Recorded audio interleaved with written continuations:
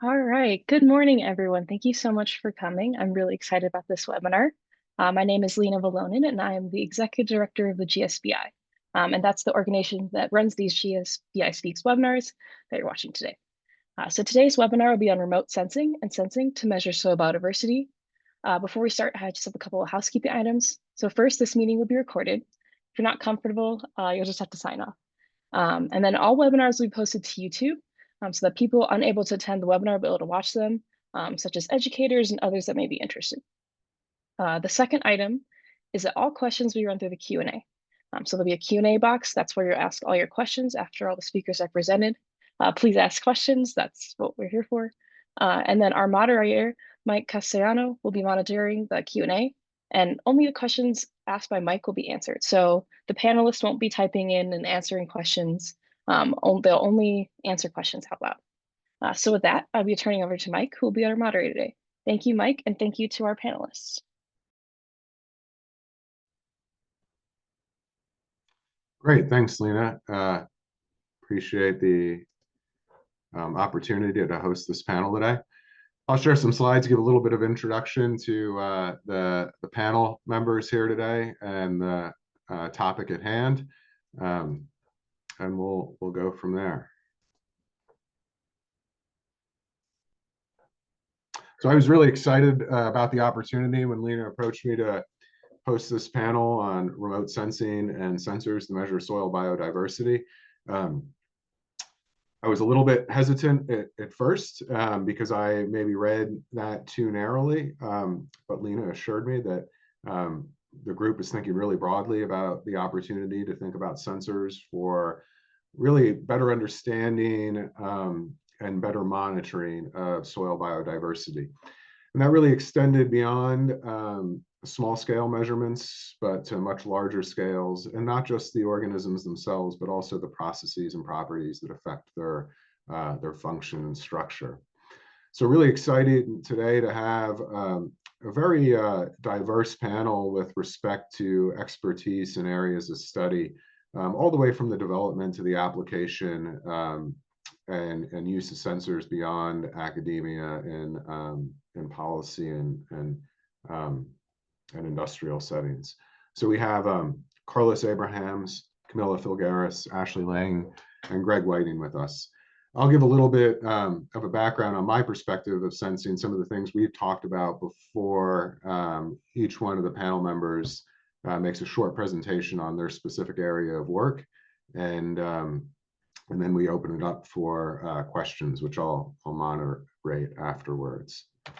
So I hadn't used AI to create an image before, but this seemed like a good opportunity because when I went back through old grant proposals of ours, I had a difficult time finding a figure that encompassed really the spirit of this panel in terms of sensing all the way from remote sensing with satellites down to proximal, basically cellular sensing at the soil and plant scale.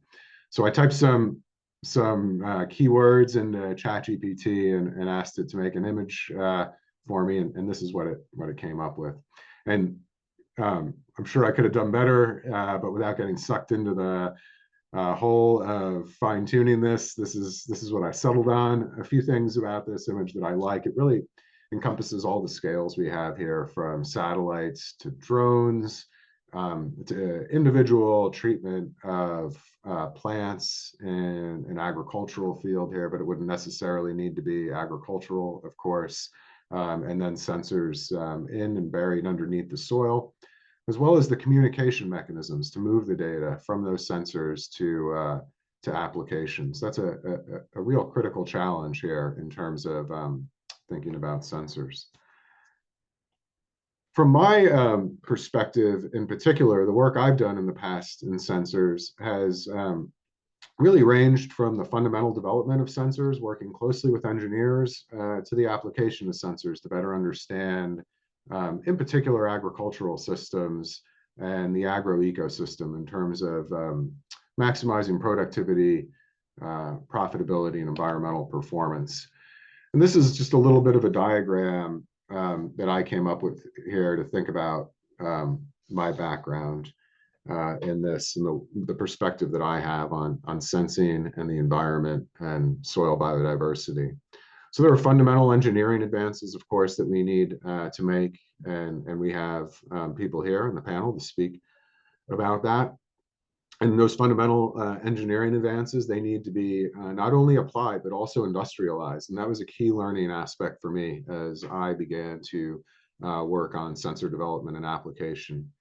And then finally, actual usability and application of the sensors. Are they useful? Are they getting the data we need to improve our understanding of the system? And there are a lot of aspects of these three key pieces of the pie that I think about when considering sensor development. So the fundamental engineering, that really needs to start with, my background is in ecosystem science and soil science.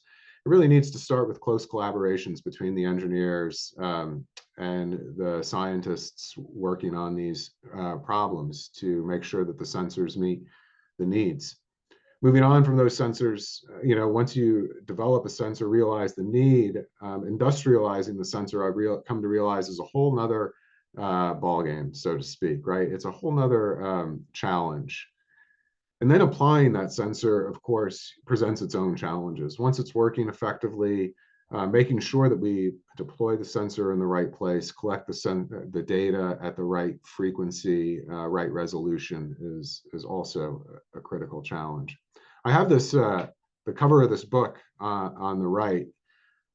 This was recommended to me to help me understand this process here from fundamental development of sensors, fundamental engineering to application. And this book's very much about the invention of Haber-Bosch nitrogen fixation. And it really encompasses three key pieces of Haber-Bosch nitrogen as an example, really. It is a story about nitrogen, but it's much more of an example about the process of invention and industrialization and application of ideas. All the way from Fritz Haber's invention of nitrogen fixation, the Haber process, and then Bosch's industrialization of the process. Both, of course, won Nobel Prizes for their work. But the point is, without Haber, we wouldn't have the invention. Without Bosch, we wouldn't have the industrialized invention as we know it today that allows us to fix nitrogen and create fertilizer. And then finally, the book also touches on the challenges. Now that we have the process, actually managing fertilizer, as we know, continues to be quite a challenge. And we have to think about that in the context of everything. And of course, this requires different people with different sets of skills. So I will introduce the panel from here. We've lined them up to speak purposefully from fundamental developments in engineering to the application and commercialization of sensors in consulting businesses. So today, first, Greg Whiting's going to give a presentation. Greg's an associate professor in the Department of Mechanical Engineering at the University of Colorado, Boulder. His research is focused on the intersection of additive manufacturing and novel materials and functional devices. His lab uses printing as a method to fabricate unconventional electronic components and systems for monitoring the environment in real time at high resolution. Prior to joining the University of Colorado, Greg spent 10 years working in industry for companies such as Xerox and Google X. He received his PhD from the University of Cambridge and his undergraduate degree from the University of California, Berkeley. After Greg, Camila Filgueiras will present. The goal of Camila's research is to understand how invertebrates, especially insects and nematodes, interact with their environment and how they use that information to sustainably manage the environment. Current research focuses on the development of methods to explore soil biodiversity using machine learning and advanced instrumentation. Camila is currently an assistant professor at UNC Asheville and did her training in Brazil and the United States. After Camila, Ashley Lang will make a presentation. Ashley's a forest ecologist with background in biogeochemistry. After completing her PhD at Dartmouth College in 2020, she began work as an NSF postdoc at Indiana University, where her research involves connections among soil microbial community composition and large-scale ecosystem processes such as forest carbon cycling. She has a particular interest in the role of soil microbes in mediating forest responses to climate change and shifts in tree species composition. And finally, Carlos Abrahams, a lecturer at Nottingham Trent University and the technical director of Soil Acoustics Limited in the UK. He's an ecologist and ecoacoustics specialist and has been working on soil acoustics for the last 3 years, which is an emerging field that explores how sound can be used to assess soil biodiversity and ecosystem health. His work focuses on recording and analyzing soil landscapes to detect invertebrate activity and other biological and environmental signals within the soil, particularly within the context of regenerative agriculture. So with that, Greg, I'm going to pass the screen to you and look forward to hearing more about your work. Great. Thank you so much, Mike, for the introduction, for the nice introduction. And thanks everyone for coming, and thank you for having me. It's really a pleasure to be here to talk to you about some of the work we're doing. So let me share my screen here and hopefully this works. All right. Okay. Did that work? I hope so. So I just my name's Greg Whiting. As Mike said, I'm a professor in the mechanical engineering department and the materials science program at the University of Colorado Boulder. And the work I do in my group is really focused on trying to develop novel instrumentation that can be kind of easily, widely distributed to capture some interesting spatial information in soils or more broadly in the environment. So I'm sure you're all kind of familiar with this, in typical soil analysis, will be to go out and take soil samples from various positions in a field, return those to a lab, and wait and get results back. And of course, this has the benefit of being very accurate, assuming there's not a lot of change between when the sample was taken and when the analysis is done. But of course, there's a lag here, right? This doesn't provide continuous data. This doesn't provide real-time data, and that those wait times can really limit the ability to make kind of timely management decisions for soils, particularly in agriculture. So really, reduced time to data is critical for accurate and efficient for making accurate and efficient in-field interventions. So of course, the obvious thing to do is to move towards in situ testing approaches in soil. Here we can provide continuous time series data, but the challenge here is that often sensors are expensive to purchase, install, and maintain, and we can be very limited in what parameters we can measure. There's a lot of things that are relatively straightforwardly measured in the lab, but a significant challenge to measure. To measure directly in the soil. And a point I want to make here is that capturing spatial for making informed management decisions and for also sort of understanding underlying processes and science behind things, really it is quite important to capture spatial variability. So obviously crop yields can vary spatially, soil inputs vary spatially depending on the input and the type of soils that we're talking about. We're quite interested in tracking emissions from soils, which also can see a lot of spatial and temporal variability. And also you can kind of see that plot on the right there is a model, a simulation showing, in this case, nitrogen sort of expected nitrogen reduction depending on the number of measurement points. And you see as the measurement points increase, the amount of being able to, that allows the optimization of nitrogen use to reduce that input. So in order to address this, this is kind of the general background, just to give a quick description of what we work on in my group. We use printing as a way to manufacture electronic devices, with the hope that printing allows us to make devices that are low cost, that can be large area, and that can be distributed over large areas, like in agricultural settings, like in soils. And hopefully also this can allow us to deposit materials that will enable unique sensing modalities that otherwise are sort of not possible using conventional approaches. And so this is just sort of an overview example of many of the things that we work on. A lot are kind of more conventional soil measurements like pH. Others are, ion concentrations and things like that. And also the one I wanted to mention, call out specifically here, was around microbial activity sensing. So I think this is a good example of where these kinds of processes, these kinds of manufacturing processes and materials choices can enable interesting functionalities. So in this case, we make sensors that are there specifically to detect microbial activity. These are made from essentially a substrate for microbes, and then we just electrically monitor the loss of that substrate and see that, and that gives us sort of some analysis of the microbiological activity that's happening in the soil. And we're able to correlate these to other more standard measurements of microbial activity as well. But here we get this kind of continuous time series data, which could be particularly useful. So I'll stop there. Thank you, everybody, again, for having me. It's great to be here. Great. Thanks, Greg. Camila, if you could, yeah, great. Thanks, Greg.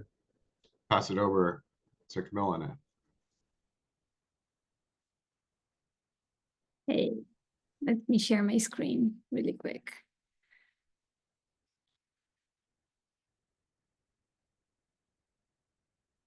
I hope everyone can see my screen right now. Hi, everyone. I'm Camila Filgueiras. Thank you so much, you all, for coming today. I'm super excited today to talk about the Smart Sod, one of the projects that we have been working in our lab. Smart Sod is the Smart Soil Organism Detector. And one of my goals today is not just talk about this instrument and what this instrument can do, but more important than that, get some collaborations for all of you. It's possible. So like many of you, I'm interested in soil. My background is in agriculture engineer, and I work a lot with soil for agroecology applications in general. In my daily job, I need to be very good in extract organisms from the soil. Like many of you, I think, do the same, right? So a lot of you are familiar on how extract organisms from soil could be a lot of time consuming during the process. My focus work, it's a lot on nematodes, and I count nematodes a lot. I'm always keeping thinking about how can I do my job in a more efficient way, right? And when I talk about efficient way, I like to think about different things. For example, I would like to have less time in sample prep, for example. I want to increase my recovery rate from my soil samples. How about this, reduce my time using the microscope? I would like to be able to improve my efficiency and identify the organisms and be more precise on doing that, right? Why not do all of this all together, right? And less time, reduce my time doing that. So I will be able to process much more samples. I will be able to get much more information from my samples. So thinking through all this, we are working for a few years now, and I think the big point was develop a solution for this problem. And for us, the solution is the Smart Sod, the Smart Soil Organism Detector. This instrument that allows us to extract soil from the soil, live organisms, counting them, ID them, and all of this very quick. More than be quick on this, the idea is increase the accuracy and explore as more as possible the content of that sample. The smart sod also could separate all those organisms in independent well plates and for other evaluations after that. So before I explain in details how this instrument works, I would like to show some results that we was able to publish already, just to show you the capability of this instrument.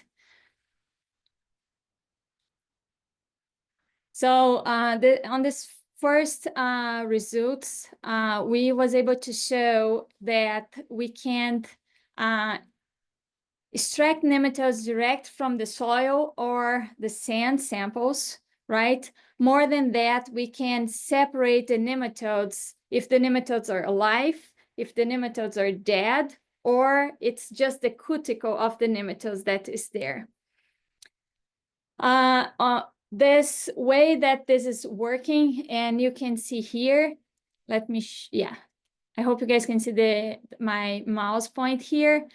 We get the length of the animal, on this case of the nematode, and we have the lasers. Each color here represents one of the lasers registration, and you can see how different the lasers are recognizing the alive nematode, the dead nematode, and the cuticle nematodes, right? On the top here, you can see the separation not just between the debris, the soil or the sand, but also the groups of nematodes, cuticles, and dead nematodes. So it's a combination of information that we use machine learning to process.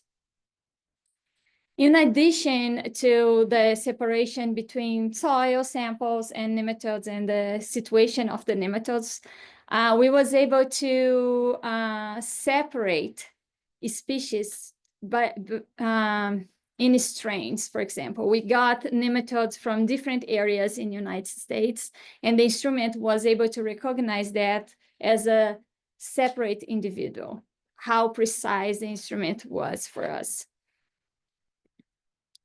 So why not start playing with microorganisms, right? So just using image, this was a preliminary experiment that we did, but just using image that was generating from this instrument, we was able to show the precision of this instrument to separate in groups, those organisms in big groups. That was super helpful already for us, who is working a lot with soil biodiversity. So the takeaway of this is that this instrument is really good in counting nematodes, extracting them from the soil, identify them to species or more specifically in strains. And the instrument can do this in sometimes less than a minute. For example, if we have a very concentrated sample, the instrument is able to process more than 2,000 organisms per minute. This will be impossible. Think about your time on the microscope. How long will it take for you to ID those 2,000 organisms, right? So this was super helpful and a good way to explore the soil samples. So how this instrument, the Smart Soil Organism Detector, works. This come to the lab and was a big change on how we do our experiments and reducing all the process that we do on the projects. So the way that this instrument works is that you can extract soil samples, right, directly from the soil. You can incorporate this soil sample on water or some other fluids that will be important for extract those organisms. This is going to be mixed on the instrument. For sure, we need to filter them a little bit and make them flow to the equipment. Has a specific information about that. But as soon as you run here, will be basically a tube connect with a bunch of lasers, and those lasers, using machine learning, how they are gonna register the organisms that is going through, is gonna separate them and individualize them on well plates. Like I started saying, you can use organisms, put the organisms there, and be able to recuperate all them still alive and reuse them for other projects. For example, in my case, in biological control, it's very important to make sure if I can keep those organisms alive. The other good point of this instrument is that we are not going to lose any organisms from here. Everything, it's either collect on this well plates or either storage on the waste container. So this is some examples of the results. Basically, on the end, you're going to have a photo from all your wells, how they put the information there. For each photo, you're going to have a unique laser scan from the body length of the organism. So you can see here how they are able to identify that. And so this one is a video that we record when we was adjusting the equipment. Let me show really quick. So here you can see the organisms going through here, how fast it is. And this is the instrument. You add your sample here. They run on the instrument, on the lasers. And this is Dennis. And the other two are the partners on the company. So the takeaway from this work is that we can process soil sample quickly, keep the organisms alive, have great accuracy and individualization of the organisms. And more than that, because this instrument can get trained for recognize those organisms, we don't need the experts on the organisms to be able to ID them, right? We can train in the instrument to do this for us. This is why I'm very interested in collaborations. Nematodes and some arthropods, we are able to ID them, have another paper coming out soon that we're gonna explore more the other arthropods that we're using.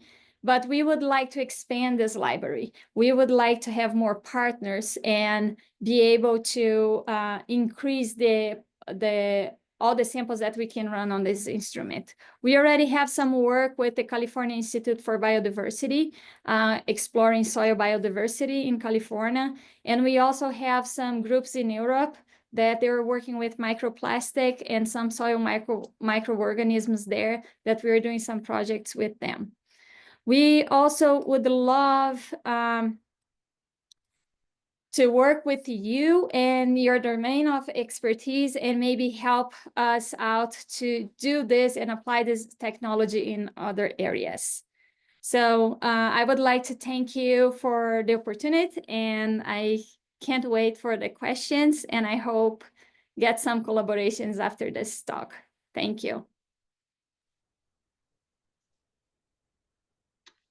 Great, thanks very much, Camila. We'll pass it on to Ashley now. All right. Hi, everyone. Just going to quickly share my screen.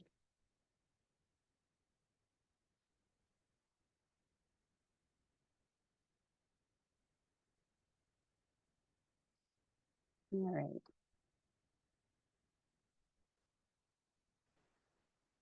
Okay, so hi, I'm Ashley Lang. As Mike mentioned earlier, I'm a forest ecologist. I'm currently working as a postdoc with the U.S. Forest Service in the Forest Inventory and Analysis Program.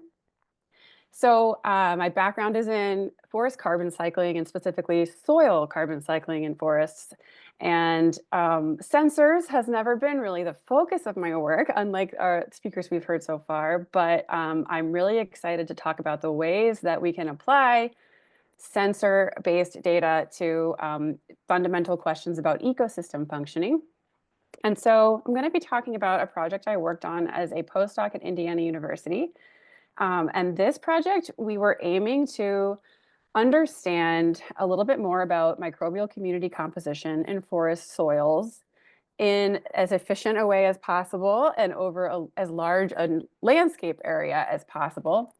And normally to quantify and extract and identify the DNA from soil microbial organisms, is a lot of labor intensive work. It's quite expensive. It requires on the ground sampling, and it's extremely variable over space. So doing that, even across a large area, you would need an enormous number of samples to really accurately get a sense of microbial community composition.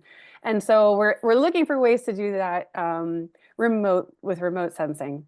And so today I'm going to talk about how we use LiDAR-derived forest vegetation metrics to try to understand something about soil microbes.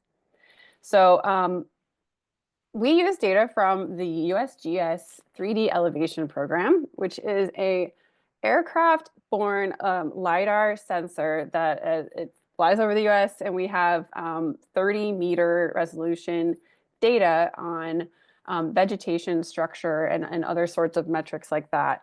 And so for our particular project, we were really curious about how forest canopy structure might give us hints as to what's going on below ground in terms of microbial community composition.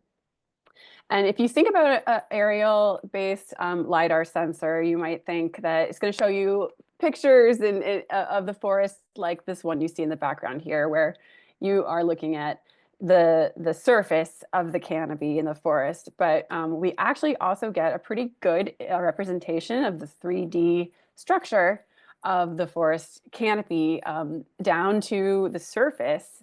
And in our particular study, we sort of limited our points that we were looking at to greater than a half meter off the ground. So we were looking at ideally only the trees in the forest rather than understory vegetation. And so with these LiDAR-derived metrics or these LiDAR data, what we did was we isolated particular metrics that we thought might be influencing the ways that forest canopies are connected or could be connected to soil microbial communities. And so we looked at things like the density of the vegetation, the complexity of the vegetation, sort of the structural diversity of the forest canopy, and the standard deviation of the vegetation heights, those sorts of things. So this project was also, I should have said, conducted in Indiana, where we had data from a continuous forest inventory that had on-the-ground samples that we were able to then connect with these LiDAR-derived metrics of canopy structure from the same plots where we had on-the-ground data about soil microbial community composition and other metrics like forest age and species composition. Okay, so our hypothesis for this work was that a less complex forest canopy would result in a less diverse soil microbial community. And our reasoning here was multifold, but we were expecting that, well, there's been evidence showing that more complex forest canopies are more efficient at absorbing light coming into the ecosystem and converting that into sugars that are feeding the microbial community below ground. So if they're better at capturing light in a more complex canopy, maybe more energy is being brought down below ground for those microbes to use. A more complex canopy, we also expected to result in more complex root architecture below ground, because we assume a more complex canopy also sort of represents a forest with a variable age class structure and perhaps more species diversity that results in different types of rooting architectures and root biomass and things like that below ground, which should provide more variability in terms of the food sources and things like that for soil microbes. It also perhaps leads to a higher likelihood of different tree mycorrhizal associations with mycorrhizal fungi. So what we found when we compared our LiDAR-derived metrics was that, in fact, we did see with increasing vegetation area index, higher species richness or alpha diversity of ectomycorrhizal fungi, which are fungi that associate with the roots of a lot of common temperate tree species like oaks and birch and beech. And so increasing forest complexity seems to be associated with more of these ectomycorrhizal fungi. And that was kind of interesting to us because it didn't necessarily make a lot of sense without any additional information, but we were curious to know more. So we looked at other aspects of the forests in those plots, and we found that one thing that really stood out to us, if you look at the bottom right, panel D in this image, you can see that the same y-axis here, the alpha diversity of those ectomycorrhizal fungi, was positively associated with stand age. And so bringing it all together, what we really realized here is that using these LiDAR-derived metrics of canopy structure is sort of giving us a sense of the age structure of the forest. And forests that are older and more developed tend to have a greater, in this case, a greater species richness of ectomycorrhizal fungi, which are common associates of most of these trees. And there's information where we have, background knowledge that tells us that particular tree species have preferences for particular ectomycorrhizal species, and that they also vary with tree age. And so a more complex canopy with different age classes tends to result in a higher diversity of those particular fungal partners as well in the soil. And this is important for soil carbon cycling research because ectomycorrhizal fungi are really, really important in terms of how they influence the ways that carbon and nutrients like nitrogen cycle through soils, especially in forests. Okay, so if you have more questions about the way that we did these analyses, especially using the LiDAR data, I would direct you to the article that we published in 2023 on this work. I'll say Elizabeth LaRue is the LiDAR guru for this project, and so check out those methods there for a more detailed description of the way we clean those data and the metrics that we used from them. And thank you again for your attention. And I'm happy to answer questions after the final presentation. Thank you. Great, thanks, Ashley. Really enjoyed that connection between remote sensing and soil biodiversity. Carlos, please. And just, sorry, Carlos, to interrupt you there. If everybody could remember to put their questions in there, we'll address the questions after Carlos is done with this presentation. Thanks. Thank you, Carlos. Okay, thank you very much. Yeah, thanks, Mike. So yeah, Carlos Abrahams from the UK. I'm an ecologist who specialises in the use of sound to understand ecology, either for applied practice or for scientific research.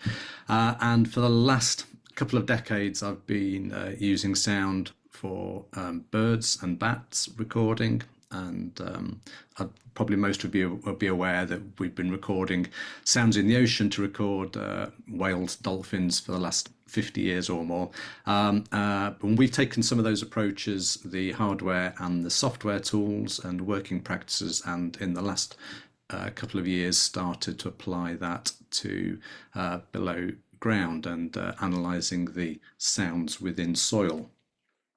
And because the first thing that everyone wants to know when I do this talk is what does soils actually sound like, I've got a track which hopefully the sound is switched on and you'll be able to hear this. So this is just some recordings compiled together from standard agricultural and garden soil, in fact.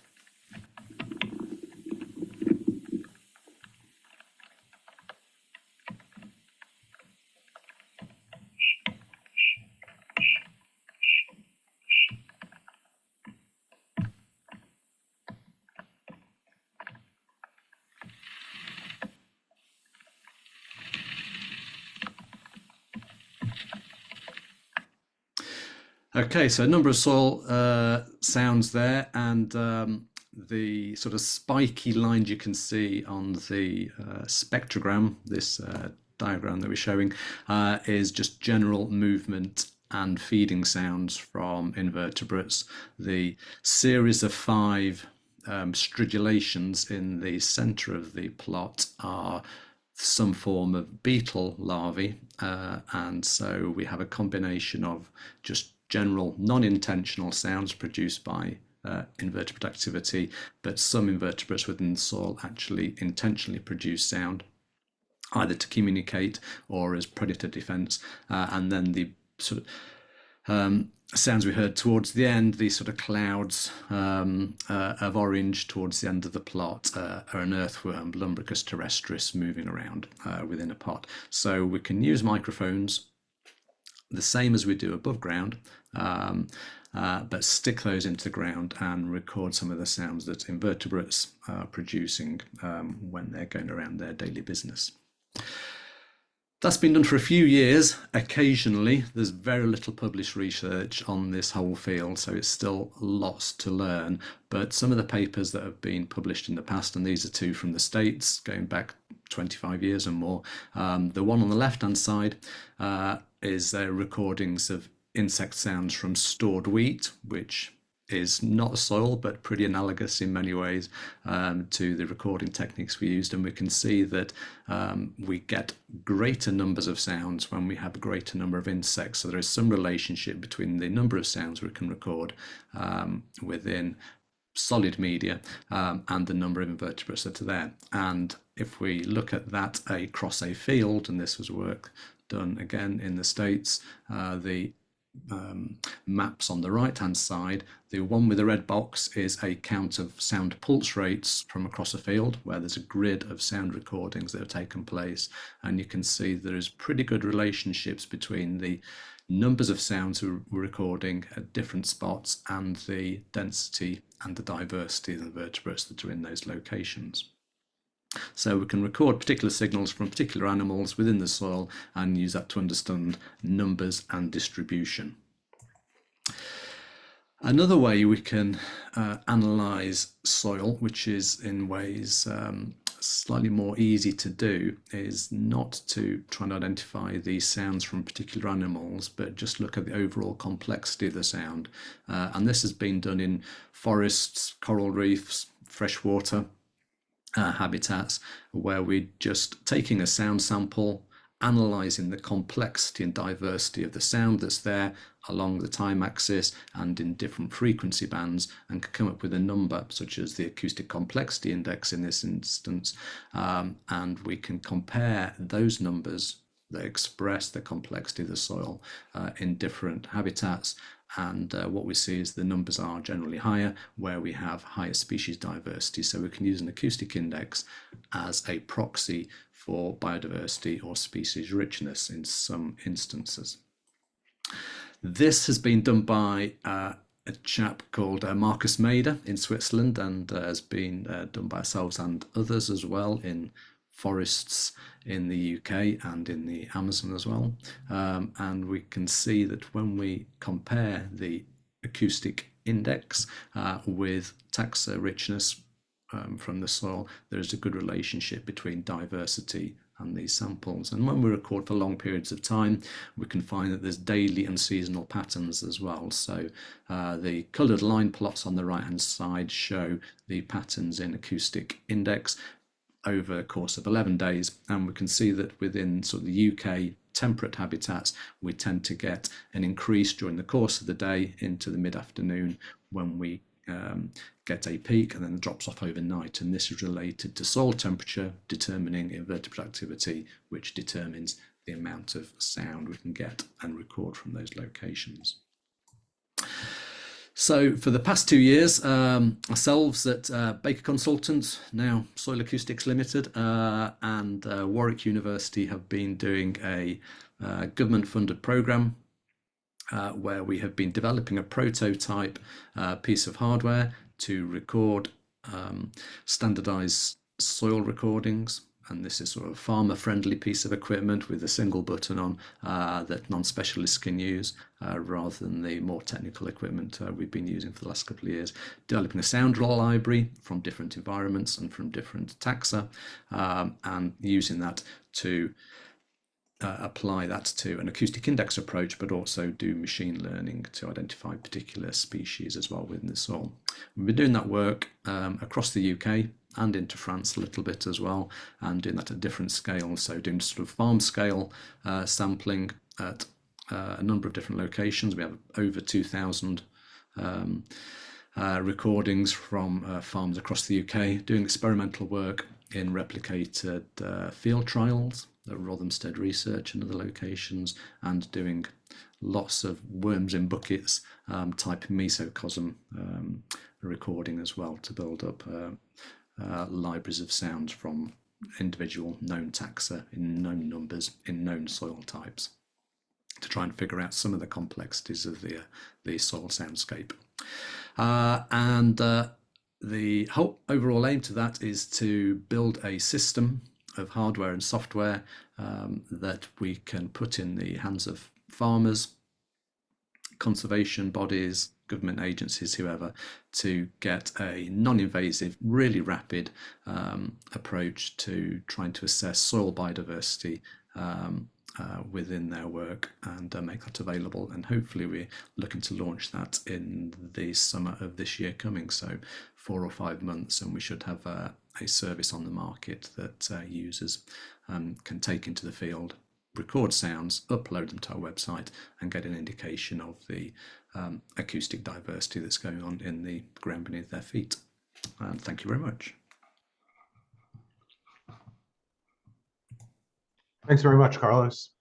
Very interesting work, especially on the proxies. Hopefully that's something we get back to in the questions here. So with that, I'd like to thank the panelists for their presentations. We have questions coming in, and I will begin to go through those questions. I think the panelists, if you can turn on your cameras, that'd be great. Camila, I think the first set of questions are directed towards you. We have several questions about smart sod and how smart sod might be applied to identifying different species of soil fauna. People particularly asked about colembula and other earthworms, just in general. How can it be accommodated? Can it be accommodated? And if so, how, to measuring other organisms? Awesome. I'm very excited to talk about those things. So first, we are not yet with big invertebrates. We are working with invertebrates that could go through 500 microns tube. It's the limitation. It's the tube where we are connecting. We are working to get a similar instrument that could do bigger organisms at this point. But the accuracy, it's really good in my opinion, and it's around 95% or higher in separate those groups like colembula from arachnida. And the cool part of this instrument, it's all depends how we train them, right? We use machine learning to train the instrument, so we can get them more precise as much as we want. For example, because I'm working more with entomopathogenic nematodes, I train my instrument to be really good and separate those nematodes for me and be able to ID really well with sometimes more than 99% accuracy on it. So this, and we play with our group here when we try to do the identification, how important is this and how hard it's to do that, right? So for specific colembula and acari, wait for this second paper that's coming. It's exactly with those organisms, and we was able to get at least the lower percentage was 95%. Accuracy on separate them.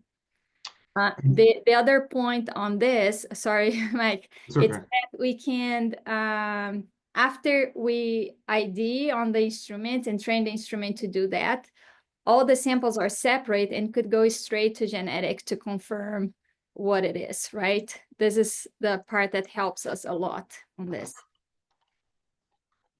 Thanks, Camila. Related to that, are you able to train with video and photos that you find, or do you have to train on real samples? Oh. How does that work? Yeah. Okay, so for the instrument, I need the samples, right? And the samples, one of the questions that I receive, how much soil do you need to be able to do that? How big is your sample needs to be, right? As more concentrated, better for the train the instrument to do that.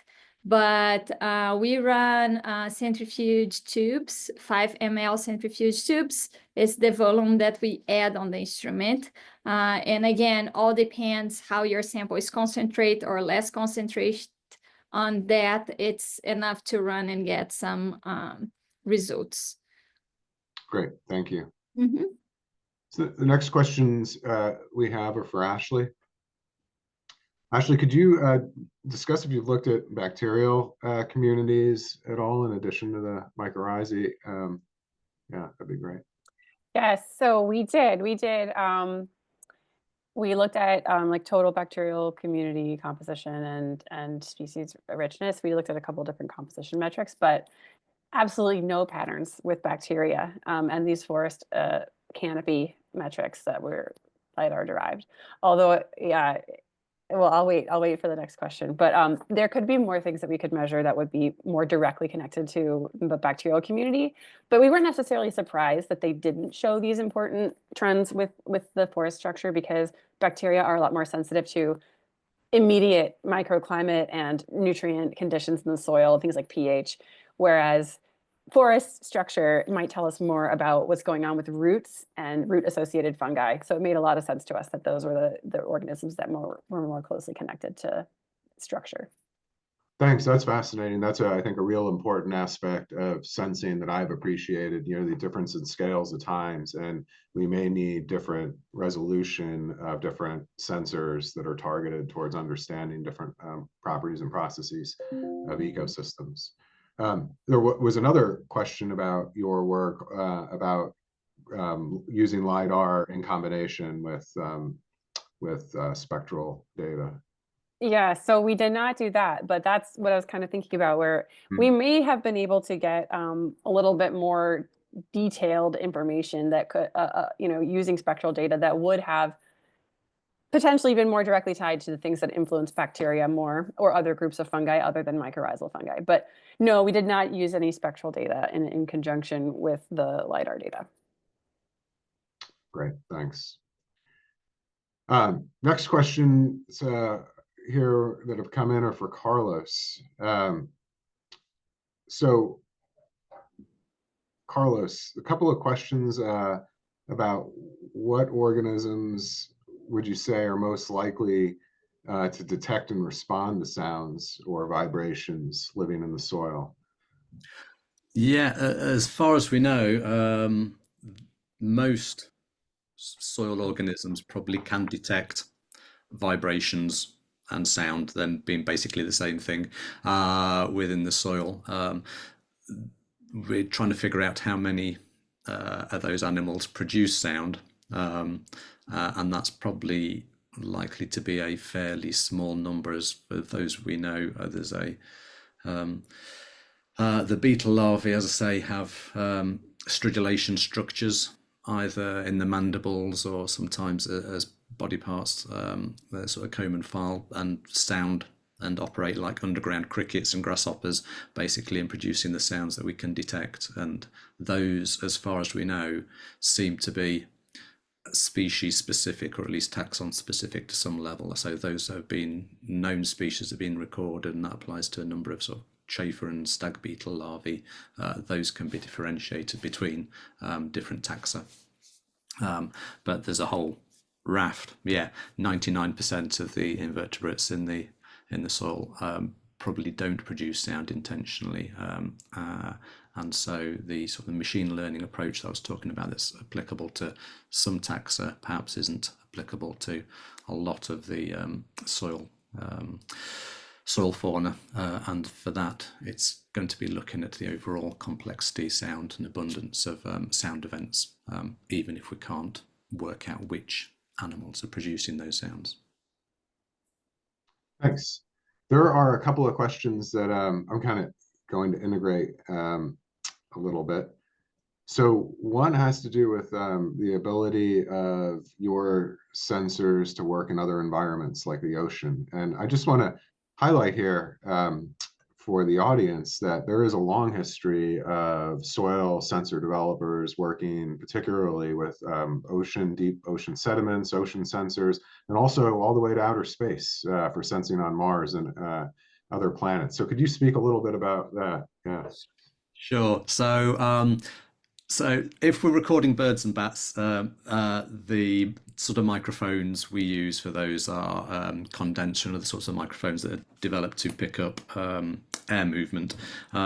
Within the water and soil, we're looking at sort of particle motion to a certain extent, and those are specialized microphones called hydrophones or contact microphones, which are used normally in those sort of things. So the outputs from them in terms of the electronic signals and the sounds that we produce are effectively the same, but there's different physical structures in terms of the electronic engineering to detect those. So we use standard contact microphones, which are quite cheap, accessible, and record that as a standard sound file. So it's something you could listen to on your Walkman if you wanted to,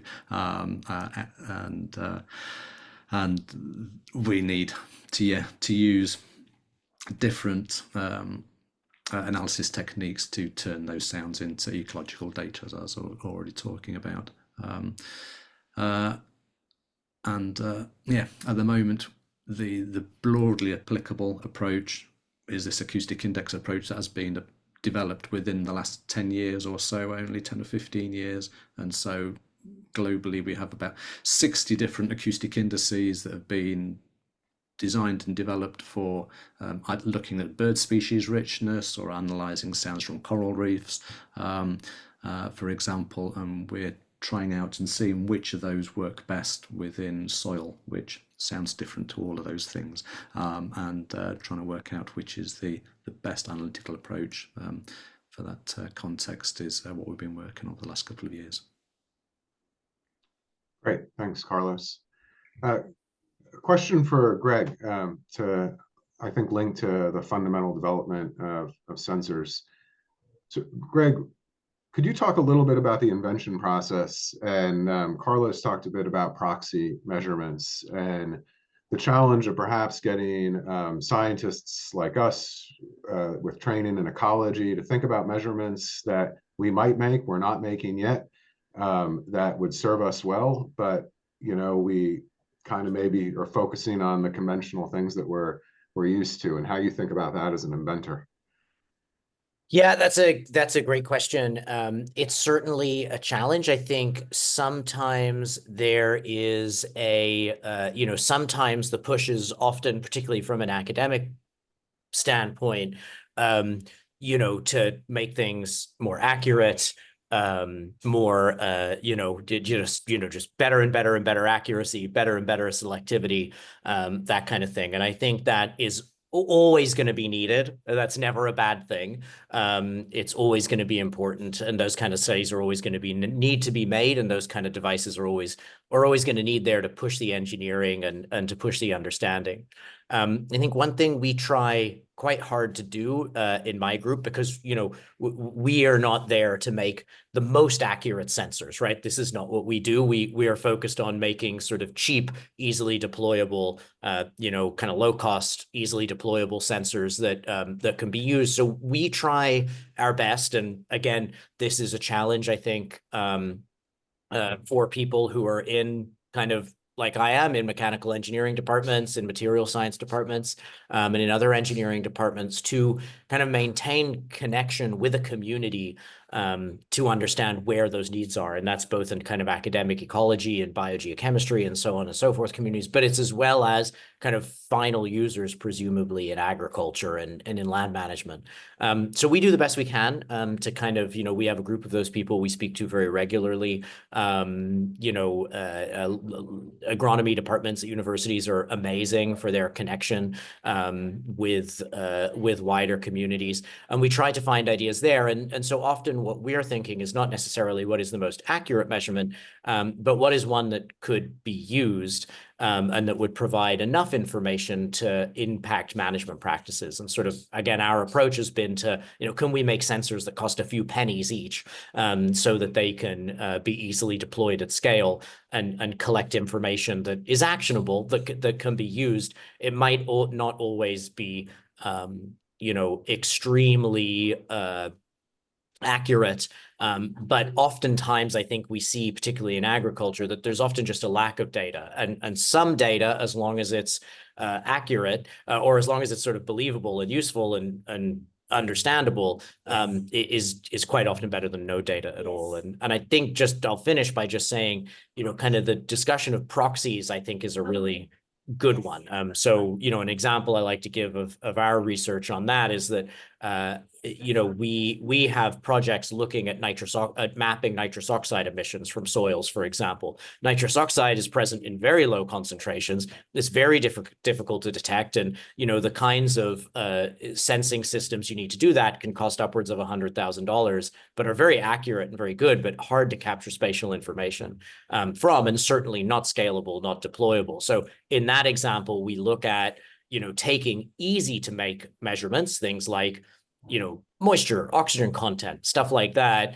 making low-cost sensors for those, and then, building models based on the chamber data that we can also to get ground truth measurements, and then sort of using those cheap sensors as a way to get the nitrous oxide measurements. Now, it's not perfect, but it's like 95% of the way there.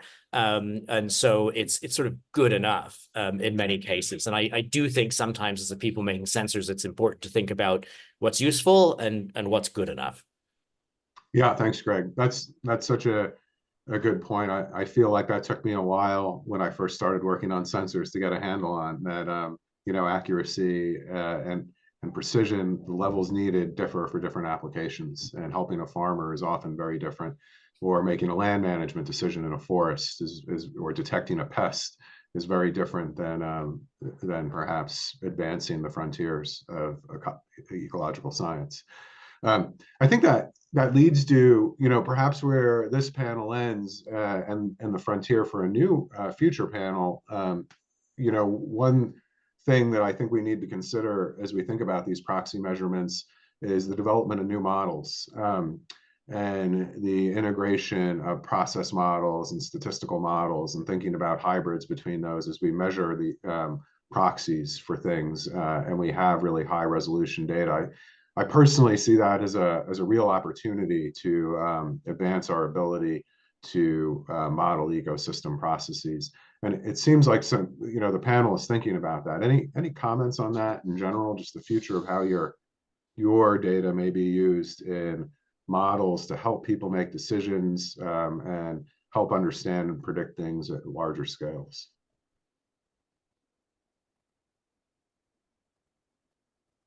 I would say that's sort of the goal of our work too, is we were sort of testing whether this would be possible using a small subset of data in one state in the US.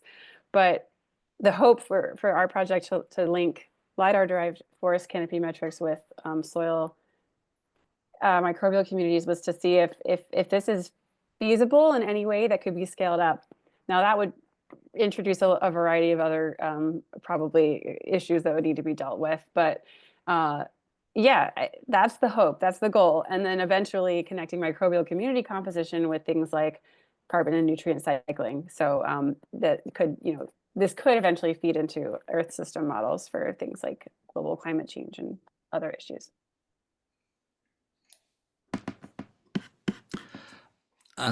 Just to add, I think our focus has been more at completely the opposite end of the scale, and we're looking to get a tool into the hands of farmers that can replace existing methods. Because I don't know what it's like in the US, but in the UK, if you want to look at soil biodiversity and soil fauna, you've got two approaches. You can either go and dig loads of worm pits across your fields and do your backing as part of that, or you can go and spend lots of money and get eDNA analysis done and have some interesting data that might be hard to interpret for your site. So we're trying to do something that sits somewhere in between those two extremes, in the huge gulf in between, that is easy to implement, that farmers can carry out on their own land, and get some hopefully fairly easy to understand data that's just easier than digging loads of holes in the ground and counting worms. So there is potential, obviously, if that is used almost as a citizen science approach, then you can gather large amounts of data very quickly. Because just to answer one of the questions, the approach we're taking is lots of spatial replicates, and just recording for only 3 minutes in each location. To go and take one sound sample, some people have recorded 24 hours, days on end in one particular location, but we think with the non-even distribution of invertebrates in most soils, if you only record one location, you can hit gold or dirt, depending in terms of the invertebrates. So we recommend doing lots of samples, doing 3 minutes a go in each of those, and building up sort of larger spatial data sets from that. And that, if we get recorders into the hands of 1,000 farmers, then that scales up over a pretty large landscape fairly easily, hopefully. Thanks, Carlos. Just to get back to a few more specific questions in the chat here. Has your instrument been able to identify pathogenic from beneficial? We are looking at, and there's other people looking at this in sort of, trying to record plant pests. Root cornworm is one of the big ones that some people are testing out, attaching sensors to the plants to see if we can record that chomping away on the roots rather than in the soil.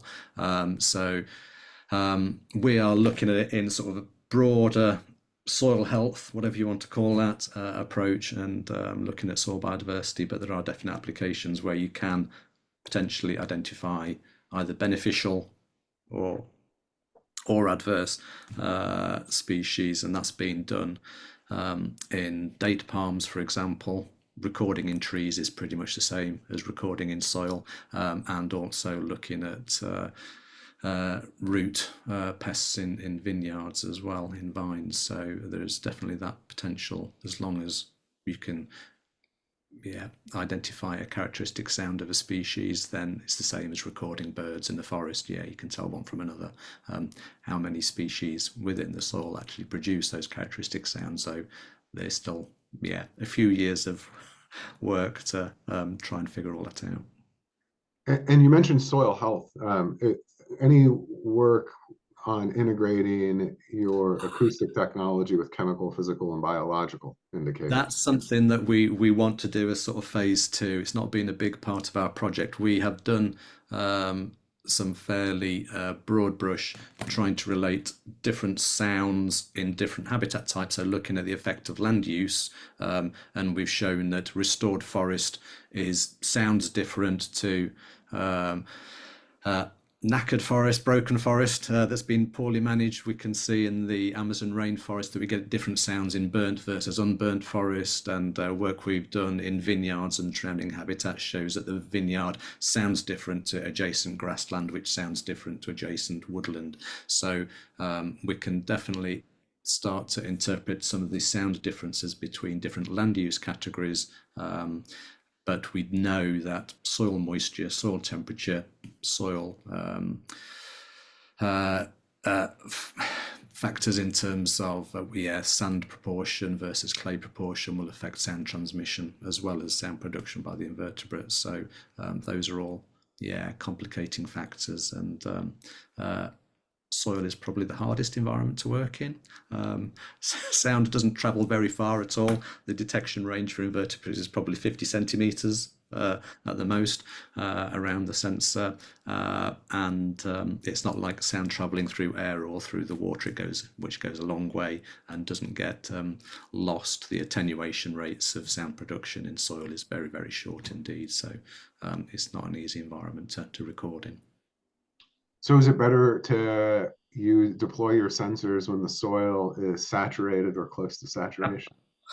I don't know the answer to that, and I'm not sure if anybody else knows the answer to that. It depends on the soil structure, probably, Right. and whether you have naturally lots of air spaces in the soil, which would allow airborne sound to go through, while in terms of a solid medium, sound in theory should go through solid clay really well because it's a well bound material, while sort of sandy or very aerated soil, it's not going to through as a vibration very well. But if you've got lots of air pores in there, then sound can travel through those air pores unless they're filled with water, and then that becomes more complicated. So it's soil particle physics is not my strong point, but it's yeah, it is a complex picture. Yeah. Fascinating stuff, and a great connection to soil biodiversity. In class this week, we were just talking about how microbial processes are generally maximized around field capacity, and that got me thinking about yeah, optimum conditions for your sensor to work. We have a couple more specific questions here. So Camila, there's a question for you about the extraction efficiency of your equipment compared to conventional methods. Could you tell us a little bit more about the extraction processes and the comparison? Yeah, thank you. For the extraction process, we can have for sure much more than Berlese funnels, Berman funnels. The efficiency is very low. It's one of the big reasons that we start looking for other things, right? We want to have a higher recovery rate. It's the big goal, so we can see things.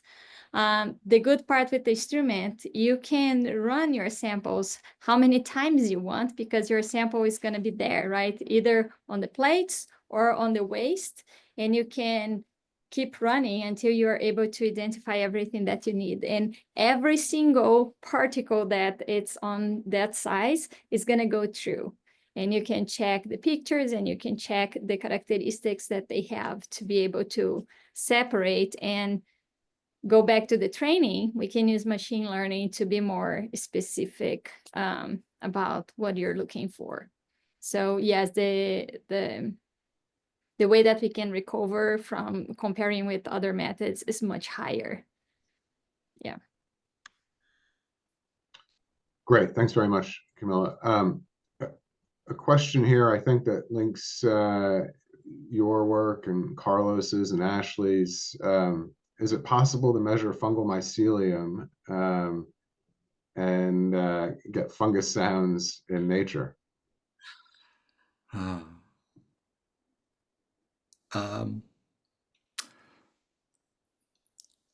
Yes and no. In a very, very controlled lab environment that's super quiet, you can record root growth and probably mycelial growth as well. Personally, I don't think that's very practical in the field. Well, it wouldn't be possible in the field setting, I think. You can record tiny things. There's a couple of papers that recorded sounds of nematodes as well. But that needs to be, yeah, in very, very controlled environments where there's no background noise and you've got very sensitive machines doing that. So there's some interesting stuff, and I'll mention one paper actually in terms of sort of fungal and organic matter breakdown. There's a colleague of mine, Jake Robinson in Australia, who has done the opposite. He has looked at degradation rates in organic matter using tea bags in soil and blasted those with white noise and found that actually you get greater breakdown of the organic matter when they're exposed to lots of background noise. Who knows why? I don't know. But environmental sounds do seem to affect,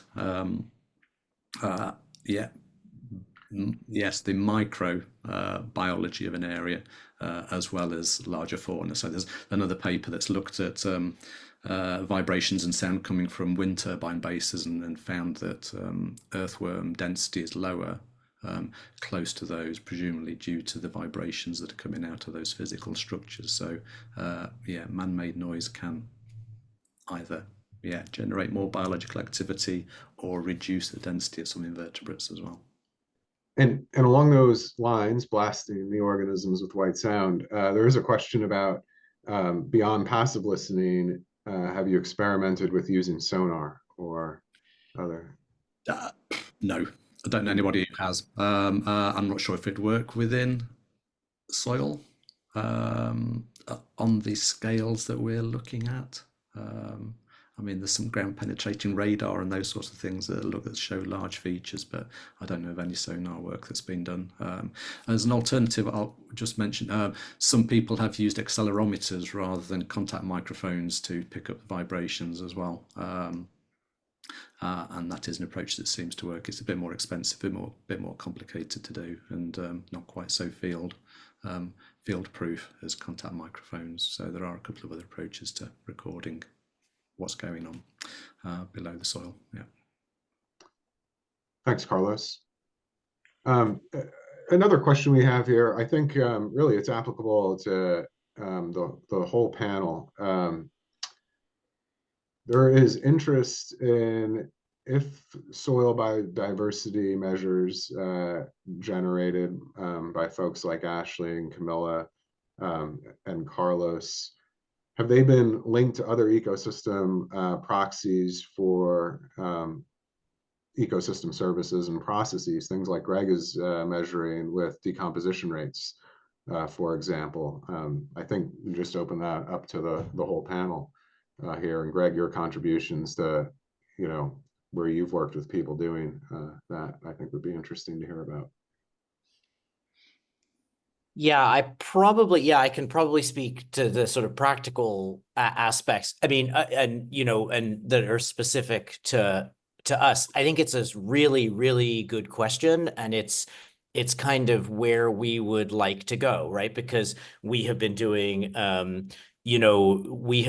these kind of measurements that are similar to what Carlos was just measuring, right? So mentioning, right? So we have been, essentially we've got kind of electronic teabag measurements here that give us continuous data, but it's similar to those teabag experiments where, but here we just have a kind of a continuous in situ example of that, and with an electronic signal. And so I think it can be challenging to know exactly, so we're measuring some kind of decomposition rates there, this kind of ecosystem service that you're talking about, but it's not, we know how carbon's turning over in the soil. It's not entirely clear exactly what we should take away from these measurements and what it might mean in terms of some other management practices. And so I think connecting all of these things together is something, at least that, in my lab, we are sort of trying to start to do. We're starting to get, sensors at much larger scales into fields. We're starting to commercialize these things, which I think you mentioned, Mike, is just absolutely essential to really get back the amounts of data that are required to really learn a lot of these things. It's got to be in lots of people's hands. So we're trying to do that in order to answer exactly some of those questions here. So I don't have a great answer, except that it's really important, and at least from our perspective, it's something we are now working on and trying to work on more. And I think the more we have these kinds of devices out in fields in more hands, and the more that we have the kind of useful data analytics that are is available to us all now, the better these connections will be made. But I'm guessing they're really complicated in general. So yeah, thanks, Greg. Any other comments from panelists on that, linking to process, particularly decomposition? Okay. Let's see here. There's one more. About analyzing sounding lost. Yeah, which is the question in there, which sort of maybe links. There's one experiment that's been done looking at recording sounds in compost, and I can't remember the whole paper, but the amazing fact that is stuck in my head is that comparing dry and then wet compost, and presumably when compost becomes moist, biological activity increases. As you'd expect, as the material starts to get broken down, and when that's been done, they recorded a 60-fold increase in the amount of sound that was coming out of the watered compost compared to the dry, when everything just woke up and started munching. And so we can look at some of those differences in terms of the environmental parameters and how that affects the sound that's being produced. Yeah. Thanks, Carlos. Ashley, a couple of questions here for you that are related from the same person. Could you speak a little bit about how floor structural diversity might be used or integrated with digital soil mapping to predict soil biodiversity, and what covariates might be most important there? Yeah, I think if we could overlay information from the 3DEP program with USGS with some of these really awesome digital soil maps coming out from the NRCS part of USDA, that would be really powerful. I haven't heard of any efforts to do that, but and a lot of these digital soil maps are still in development, but there's some really great ones that have recently come out, and I think that would be a fantastic next step for somebody who is savvy with spatial analysis and data harmonization. And yeah, there's a lot of potential there for predictions about soil characteristics using LiDAR-derived data. I think the digital soil maps would be better for more fine-scale, detailed predictions about soil characteristics, because trees can grow in a variety of soil environments, and even within a species, their tolerance ranges for all sorts of things are really high, so variability is super high, and we can't necessarily derive all that information from the trees themselves, but pairing it with soil maps would be really really a good path forward. Thanks. I think finally here there's a more of a general question for the all the speakers today. How does your technology compare to traditional methods for measuring soil diversity? And maybe I'll add to that, although many of you spoke about that a little bit. What made you go from the traditional methods to the newer methods that you're using today?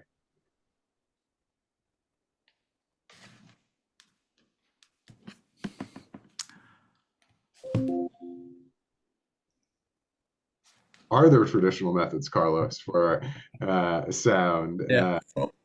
For sound. So I fell into this entirely by chance, it's fair to say, I think. So my background is mostly, as I was saying, recording birds and bats, and have been doing bats at least for the last 20 plus years, and published some research on birds and whatever. And it was and within the soil acoustics, there have been a very small number of pieces of work, those maps and the graph that I showed you, that have looked at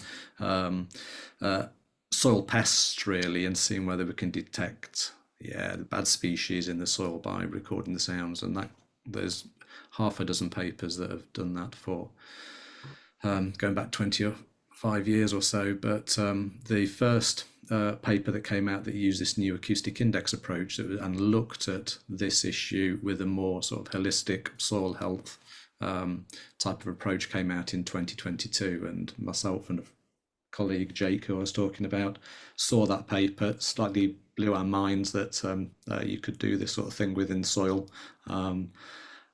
because we're all aware of, marine acoustics is a huge thing and is practiced worldwide. Lots of people are doing research on birds and bats and using that, but very few people have stuck a microphone into the ground to look at the soil, the sounds there. And we just saw Marcus Mader's work, pretty much copied that ish in the UK setting, looking at forest restoration. Jake's done a couple of more papers on forests in Australia since, and we just tweeted about the bit of work we were doing, and it suddenly, the last 2 years have taken off, and people, especially within regenerative agriculture or within regenerative, grape growing for wine production and those sorts of things, really want a method that can tell them something about soil biodiversity as part of the overall sort of soil health picture. And there are no really good methods that can do that that you can scale across different land holdings. As I say, you can go and dig worm pits, you can go and dig eDNA, and the amount of field time is fairly short for those. You have to pay lots of people lots of money for lab work if you're doing eDNA, or you can go and funnel it all out in the lab and count them all under a microscope, as Camila was trying to get away from doing with her nematodes. There's no real approach that is scalable, because digging worm pits is hard work. Farmers don't really have time to do that on their land, and so although we have loads of metrics and some of the sensors that Greg's been talking about that can do physical parameters or chemical parameters within the soil, doing soil biodiversity is really hard, and there are no good solutions to it. So what we're trying to do is something fairly simple, and we're not answering all the questions about soil fauna by doing the work. And our starting offering that we're going to be enabling farmers to do from this week is just to get a score for how much sound is going on in their soil, and hopefully then over the next few years we can start linking that to other parameters, whether it's overall soil biodiversity, or detect particular species, or link that to the amount of organic matter in the soil and farming practice and those sorts of things. So there's still a hell of a lot of work for us and other people to do in terms of figuring that all out. But we're going to at least get something that is a little bit easier to do than worm pits, and gives you about the same level of information in terms of soil biodiversity, but allows you to go and repeat that day after day without putting you back out. There is one final question here for you. You mentioned, Carlos, clearly there are some organisms that farmers are more interested in than others, but are there organisms that are easier to measure, or the easiest organisms to measure underground? The only ones that we know of, there has been some work done on forest chafer and rose chafer and stag beetle. So 3 important species. Stag beetle in the UK is sort of rare and declining conservation priority, and so for those 3, people have recorded those in mesocosm, and we know what they sound like, and we know they can be told apart. But it's a fairly small pool. Not very many more things than that have been identified down to species. There is one guy who's done a bit more work going back a few years. So Richard Mankin, who works for USDA down in Florida, is a agricultural entomologist. He's got a small library of different invertebrate sounds been recorded over the last 20-30 years or whatever, but that's probably, in terms of identified species sounds, he's probably got the largest library in the world of 25-30 different species. Great. So we're coming up on 11:30. I'd like to just finish by thanking the panelists today for doing a great job and providing just fascinating information. It was a real pleasure to get to hear about all your work, and appreciate all the interesting questions that came in to extend the discussion. With the last couple minutes, I think I'll pass it back to Lena in case she may have announcements about the next webinar or anything else related to GSBI. Thank you so much, everyone. This was such an interesting webinar. I learned so much. Our next webinar is going to be on soil inoculation, so keep that in mind. We'll be planning that for March. So keep your calendars open, and thank you so much, everyone. It's great to hear all about your work. Thank you. Thanks, Lena. Thanks so much. Thank you. Thanks a lot. Take care. Have a good weekend.